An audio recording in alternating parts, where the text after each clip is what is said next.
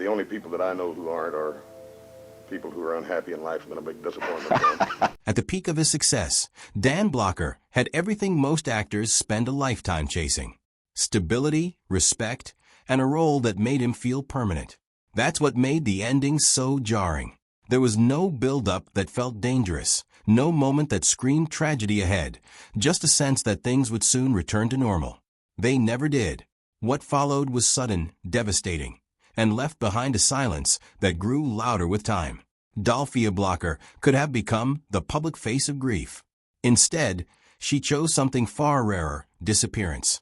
Her refusal to participate in the narrative turned their final chapter into one of Hollywood's quietest tragedies. A giant raised in hard times. Little Joe might win people over with his charm, humor, and good looks, but it was Hoss who truly captured hearts. The big, shy, slightly gullible, but endlessly lovable Cartwright brother had something special. There was a softness to him, a humility and innocence mixed with that puppy dog charm that made him impossible not to love. And that same spirit came straight from the man who played him. Dan Blocker entered the world already larger than life. Born on December 10, 1928 in Dalb, Texas, he weighed an unbelievable 14 pounds. To this day, he still holds the record as the largest baby ever born in Bowie County. In a way, his life started as a story people couldn't help but tell, and that theme never really went away. When he was still young, his parents, Ora Shack Blocker and Mary Arizona Blocker, moved the family to the small town of O'Donnell, about 40 miles south of Leach. Shack had been a farmer, but after losing everything during the Great Depression, he scraped together enough money to open a grocery store. The family lived in rooms behind the shop, and Dan helped out however he could, often carrying groceries to customers' cars. Shack used to joke with friends that he should pay them to hire Dan because the boy was so big. He kept breaking things in the store. What no one realized back then was that his size would one day become his greatest advantage. O'Donnell was tiny with a population of around 800 people surrounded by wide open ranch land. Saturday nights were the big event, and oddly enough the entertainment often involved Dan himself. Word spread that if anyone wanted to test their strength, Dan would be waiting. They'd rope off part of Main Street, and he'd take on anyone brave enough to step up. According to Blocker, he never lost a fight. Even as a teenager, he weighed about 275 pounds, give or take, and he knew exactly what he was capable of. He was so confident in his strength that he once claimed he could beat heavyweight champion Floyd Patterson if he just had a few months to train and lose some extra weight. That confidence wasn't just talk. At 13, he joined the Texas Military Institute and played linebacker on the football team. He was so good that he earned a scholarship to Sul Ross State University, where he planned to study English and keep playing football. By the time he was 18, he stood 6 feet 3 inches and weighed nearly 300 pounds.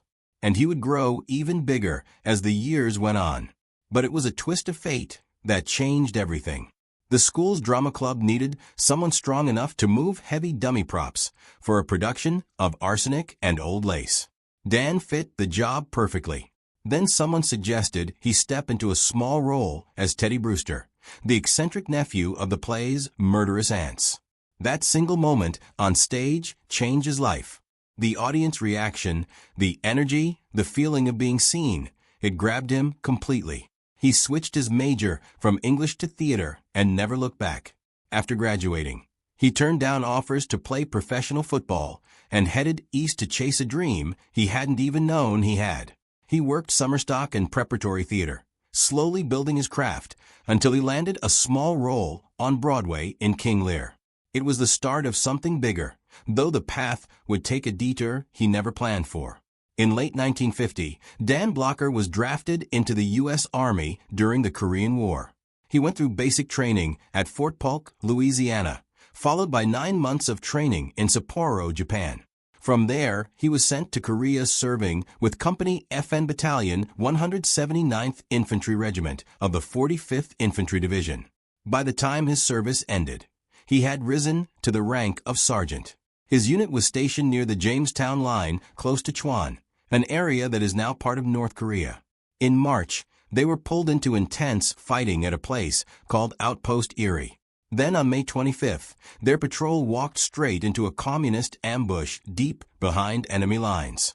Outnumbered and pinned down, the Americans chose to fight.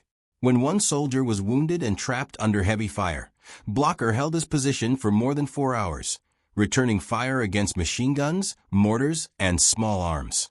His actions kept the enemy at bay, even though the wounded soldier did not survive. The fighting didn't stop there. From mid-June through the end of the month, his unit battled at Erie, Old Baldy, and Pork Chop Hill before defending Hill 223. After 209 straight days on the front lines, the division was finally pulled back in July. Blocker, who had been acting as first sergeant, ended up hospitalized for wounds he suffered during combat. He was credited with saving the lives of others in his unit and was sent home in August 1952. One of the men who served under him, Gordon APTs, later spoke about Sergeant Blocker with deep respect. He described him as strong, athletic, loud in the best way, friendly with everyone, and a natural leader. APTs said Blocker could crush a beer can between 2 fingers and still make time to look out for every man under his command. That same year, Dan married Dolia Parker. With a new wife and a sense of responsibility, he returned to college and earned a master's degree in dramatic arts. Soon after, with a growing family to support, twin daughters Deborah Lee and Dana Lynn, and sons David and Dirk, he took a job teaching high school English and drama in Sonora, Texas. Later, he taught 6th grade in New Mexico. Each move pushed him a little farther west, step by step, quietly guiding him toward the life he was always meant to live. Hollywood's biggest misunderstood star, Dan Blocker settled into married life with the same steadiness he brought to everything else. He loved being a teacher, loved being around kids, and genuinely enjoyed sharing his passion for acting and language with them. It's easy to imagine that he changed some lives along the way without ever knowing it. People who knew him all seemed to agree on one thing. Dan had a big heart. He could be quick-tempered at times, but he was just as quick to apologize and admit when he was wrong. When he moved his family to California, it wasn't about chasing fame or soaking up attention. The plan was simple and practical. Dan enrolled at UCLA to work toward a PhD in dramatic arts, and he continued teaching while he studied. Acting was still something he loved, but it wasn't yet the center of his life. That began to change in the mid-1950s when he started auditioning for television roles to help bring in extra money. Westerns were everywhere at the time, and his size and presence made him a natural fit. He landed small roles one after another, slowly building experience in front of the camera. Around this time, Stanley Kubrick even tried to cast him in Dr. Strangelove after Peter Sears backed out of playing Major T.J. King Kong. But Blocker's agent turned down the script, and the role eventually went to Slim Pickens. It was one of those missed chances that only make sense in hindsight. In 1957, Blocker appeared in a Three Stooges short called Outer Space Jitters, playing a character known as the Goon, credited under the name Don Blocker. That same year, he showed up as a bartender in an episode of Sheriff of Cochise. Something clicked. Being back on set, slipping into different characters, reminded him of just how much he loved acting. From there, the work started coming steadily. He appeared in popular shows like Gunsmoke, The Rifleman, Have Gun Will Travel, and Maverick, where he even got to show off his natural comedic timing. In 1958, he made an appearance on Walt Disney's Zorro and landed a regular role on a short-lived series called Cimarron City. The show didn't last long, and at the time it probably felt like another setback. But in reality, it was the break he didn't know he needed. Its cancellation left him free to take on the role that would define his life.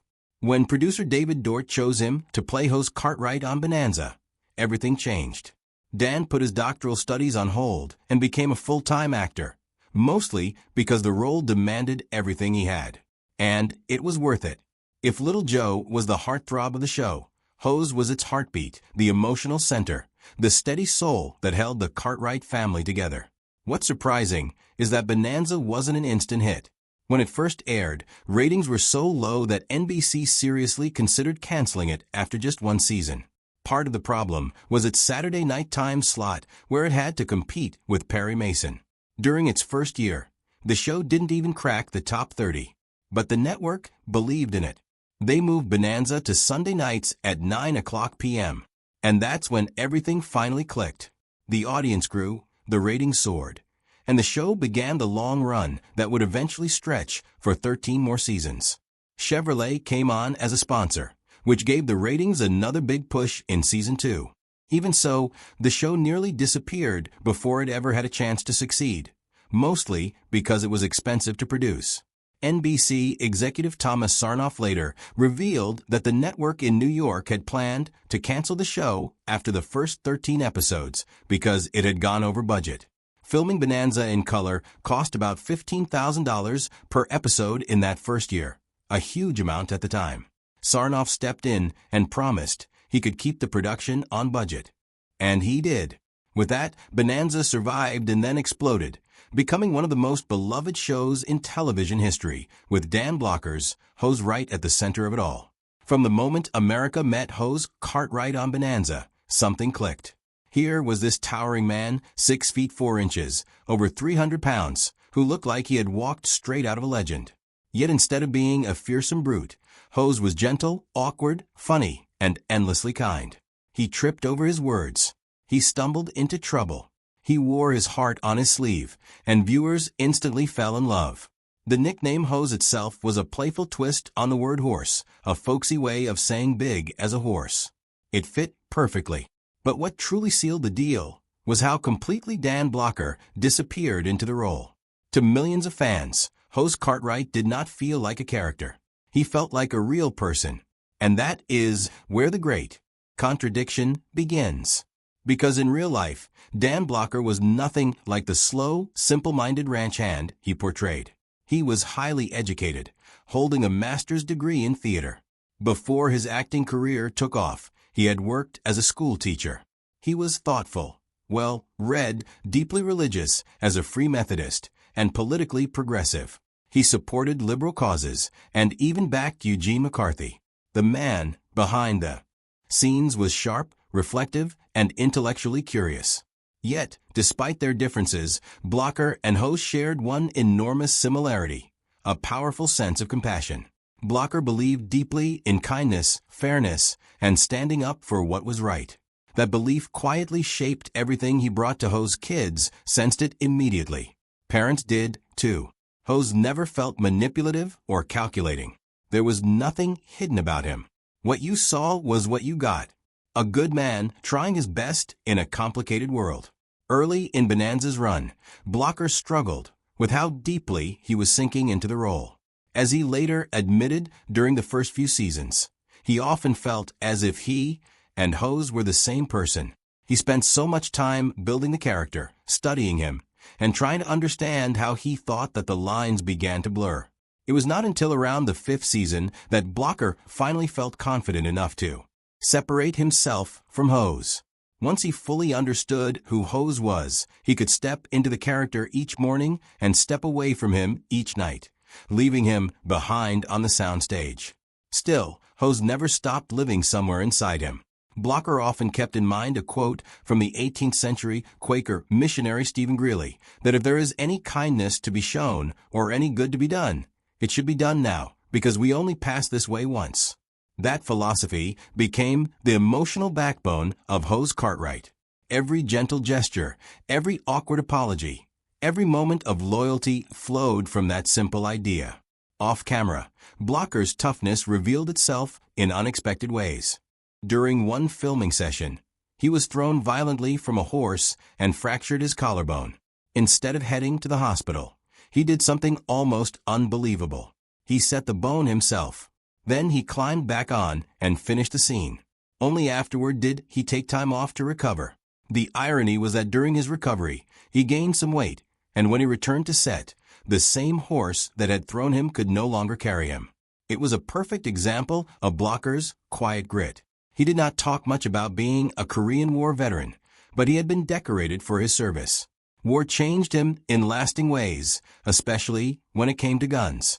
Although Bonanza was built around shootouts, outlaws, and frontier justice, Blocker personally despised firearms. He openly said that while he had to carry a gun on television, he wanted nothing to do with them in real life. His hatred of guns began one terrifying night in Korea, sitting on a mountain. realizing how powerless a human being becomes when someone else holds a weapon. That moment shattered any illusion of invincibility he once had.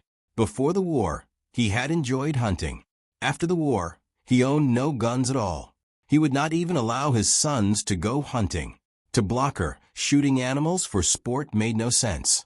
He believed that unless animals could be trained to shoot back, calling it sport was dishonest. His stance was firm, thoughtful, and deeply personal. This created an interesting contrast. On screen, Hoss sometimes reached for his holster. Off-screen, the man playing him rejected violence as a solution. On the Bonanza set, Blocker found something rare in Hollywood, a genuine family. He grew especially close to Lauren Green and Michael Landon. In the early days of the series, when I was trying to find this character, and I was really working at it, Landon, still young at the time, already had strong opinions about storytelling, character direction, and where the show should go. He could be stubborn. He could argue with producers and network executives. Some people found him difficult. But Blocker saw something else. Passion. Landon cared deeply about the show and its characters, and over time, that intensity helped shape Bonanza into something stronger. The cast spent enormous amounts of time together, often from early morning until late at night, 5 days a week, and they still chose to socialize outside of work. Their bond ran so deep that Blocker served as best man at Michael Landon's wedding to Lynn Noy. Though Bonanza dominated his schedule, Blocker did manage to appear in a few films, including Come Blow Your Horn and Lady in Cement, both alongside Frank Sinatra. Still, television was his home, and Hoss was his legacy. Despite his fame, Blocker never forgot where he came from. Boy, when's the last time you were in Texas then? Oh, I was in Dallas about a month ago. Oh, that recently? Yeah, he moved his parents to California to be closer to him. But his hometown of Adenell, Texas, never stopped claiming him as their own. People back home smiled at the memory of a quiet, studious boy who always had a book in his hands. To them, it was almost surreal to watch that same kid riding across the Ponderosa every Sunday night, beaming into millions of living rooms. In the end, Dan Blocker did something rare. He created a character who felt timeless. Hoss Cartwright was not just a sidekick. He was not just comic relief. He was a symbol of decency in a rough and tumble world. And behind that symbol stood a man who truly believed in kindness, who understood suffering, and who chose gentleness anyway. The star who hated stardom. By the mid-1960s, Dan Blocker had reached a place most actors only dream about. Fans adored him. Fellow performers respected him. Children looked at Hoss Cartwright and saw someone they wanted to grow up to be. Yet, in a twist that feels almost poetic, Blocker himself had very little interest in being famous. He loved acting. He loved performing. He loved the craft. What he did not love was being recognized. Blocker and his wife Gia Parker made a conscious decision to live quietly. While other television stars were buying lavish estates in Beverly Hills or hosting glamorous parties, the Blockers chose a modest 4-bedroom, 3B home in Northridge, a quiet suburb about 20 miles from Paramount Studios. It was comfortable, practical, and far removed from the glitter of Hollywood. Because to Dan Blocker, acting was a job. He was not chasing stardom. He was not trying to become a celebrity icon. He was working to support his family and to do something he genuinely enjoyed. The massive attention that came with playing Hoss felt strange to him, almost uncomfortable. He often seemed genuinely puzzled that millions of people cared so deeply about a fictional cowboy he played on television. That discomfort only grew as Bonanza's popularity exploded. Strangers would stop him in public. Some would grab his arm. Others would hug him without asking. Many wanted autographs. Most meant well. But Blocker struggled with a constant physical closeness. He did not like being touched by people he did not know. He valued personal space. He valued privacy. And privacy once lost is almost impossible to get back. The hardest part was what fame did to his family life. Blocker and Parker had 4 children, and Dan desperately wanted them to grow up feeling normal. But even something as simple as taking the kids out for ice cream could turn into a public event. Fans of all ages would gather around. Kids would stare. Parents would point. Conversations would be interrupted. The quiet family moment he hoped for would slowly disappear. He understood the admiration, but that did not mean he enjoyed the consequences. Still, no matter how exhausting his schedule became, Blocker never stopped trying to be present as a father. At home, he was exactly what you might imagine, a massive man with an even bigger, playful streak. Weighing around 260 pounds, he used his size not to intimidate, but to clown around. After long days on set, he would burst through the front door and jokingly shove past his sons just to be the first one to reach their electric racetrack. It was ridiculous. It was childish, and it was pure Dan Blocker. That silly obsession with racing toy cars revealed something essential about him.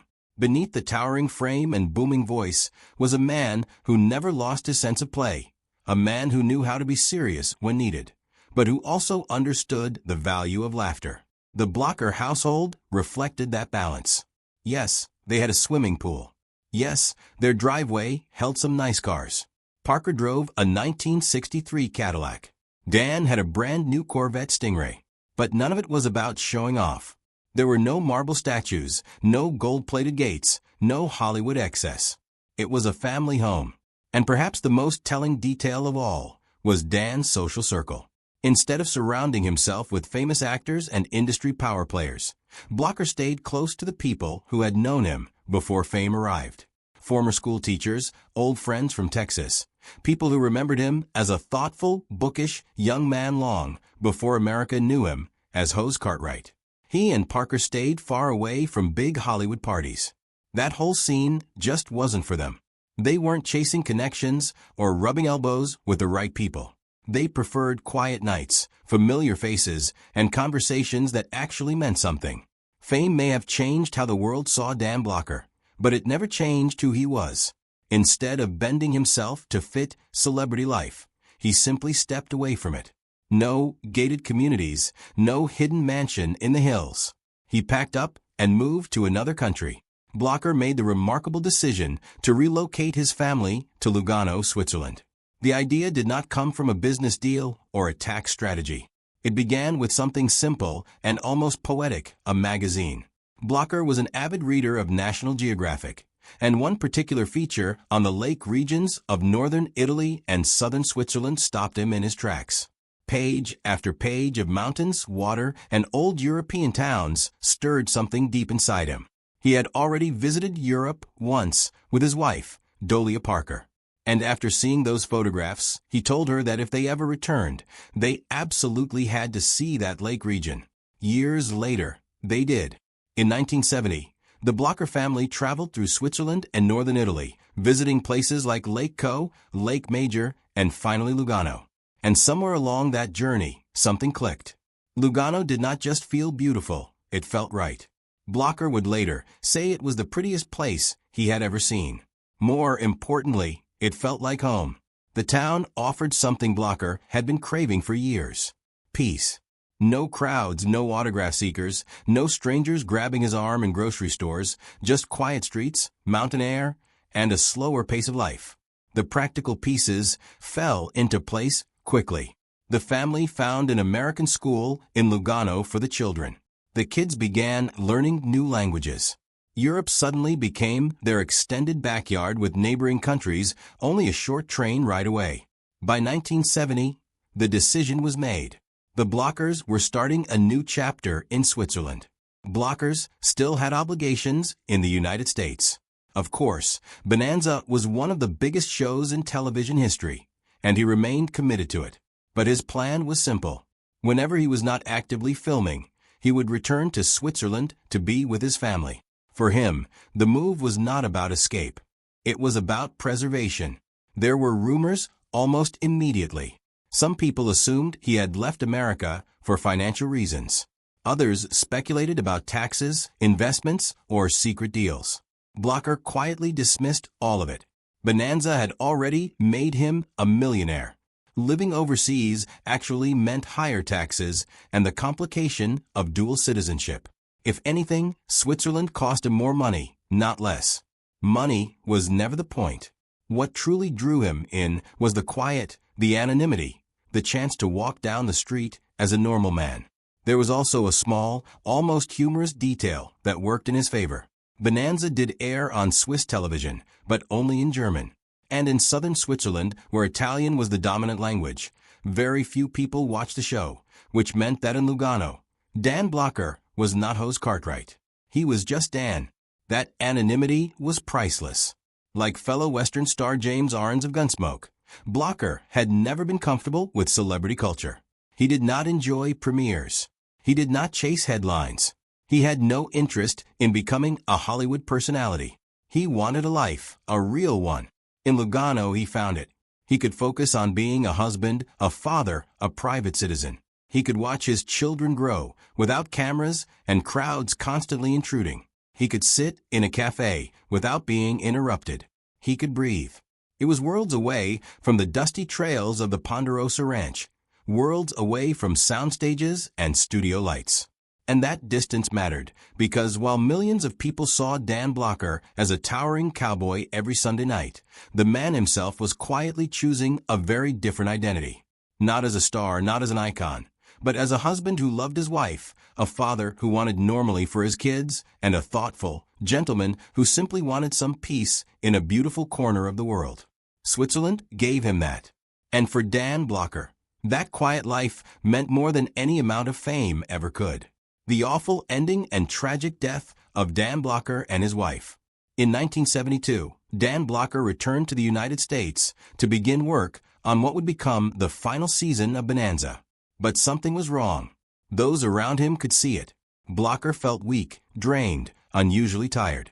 The big man who had once seemed indestructible no longer had his usual energy. Concerned, he went to the hospital, where doctors discovered that his gallbladder needed to be removed. The procedure itself was considered routine. A cholecystectomy was, and still is, one of the most commonly performed surgeries in America. Millions undergo it every year. There was no reason to believe anything would go wrong. Blocker had endured far tougher situations in his life, including combat in Korea. Compared to that, this felt manageable. The surgery appeared to go smoothly. Afterward, Blocker believed he was finally free from the gallstone pain that had troubled him for years. For the first time in a long while, he felt a sense of relief. He was sent home to recover, optimistic about getting back to work and finishing the season. Then, only hours later, everything changed. Blocker suddenly became dizzy. He complained of severe pain. Alarmed, his wife Dolia rushed him back to the hospital. He never came back out.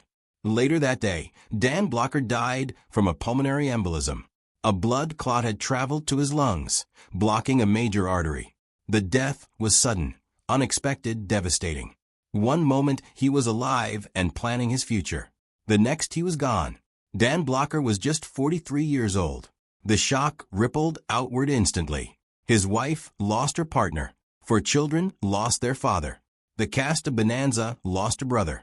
Michael Landon and Lauren Green, his closest friends, were shattered. And millions of fans around the world struggled to comprehend how someone who felt so solid, so permanent, could vanish overnight. At the height of his career, at the height of his life, after Dan Blocker died so suddenly, Dia faced a crossroads. She could have remained in the public eye. She could have given interviews. She could have turned her husband's fame into her own platform. She chose none of it. Instead, Dia stepped completely away from the spotlight. She focused on raising their children, protecting their privacy, preserving Dan's memory with dignity. She never remarried. She never sought attention. She never tried to rewrite history. She lived quietly and deliberately, just as she and Dan had always preferred. Because Dia avoided the media so completely, much of what is known about her later years remains vague. And that was exactly how she wanted it. Peace mattered more to her than public curiosity. In time, she passed away quietly as well, leaving behind children and grandchildren who carried forward the values she and Dan had lived by.